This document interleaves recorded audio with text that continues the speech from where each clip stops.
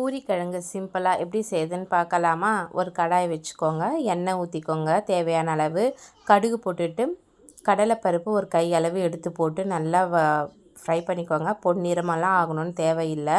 அதுக்கப்புறம் 2 பெரிய சைஸ் வெங்காயத்தை பிரியாணிக்கு கட் பண்ணுவோம்ல, அந்த மாதிரி நீள் வாக்கில் கட் பண்ணி இந்த மாதிரி போடும் போது கையால் பிசைஞ்சு போடுற மாதிரி போடுங்க. அப்போ தான் வந்து சாப்பிடும் போது ஒத்தையாக ரொம்ப நல்லாயிருக்கும்.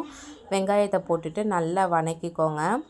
நல்ல ஒரு கண்ணாடி பதம் வரும்போது கொஞ்சம் கருவேப்பிலை போட்டுக்கோங்க. நான் காரம் கம்மியாக இருந்தால் தான் இது நல்லாயிருக்கும். அதனால் 2 பச்சை மிளகா மட்டும் போடுறேன். போட்டு நல்லா வதக்கி எடுத்துக்கோங்க. நான் ஒரு 4 உருளைக்கிழங்கு எடுத்து நல்லா வேக வச்சு எடுத்துக்கிட்டேன். நீங்களும் நல்லா வேக வச்சுக்கோங்க. ஒன்றும் பாதியமாக கொஞ்சம் போட்டுக்கோங்க. இதில் போட்டு வதக்கிட்டு தேவையான அளவு தண்ணி விட்டுக்கோங்க. தண்ணி விட்டுட்டு மஞ்சத்தூள் போட்டு நல்லா கிளறி விட்டுக்கோங்க.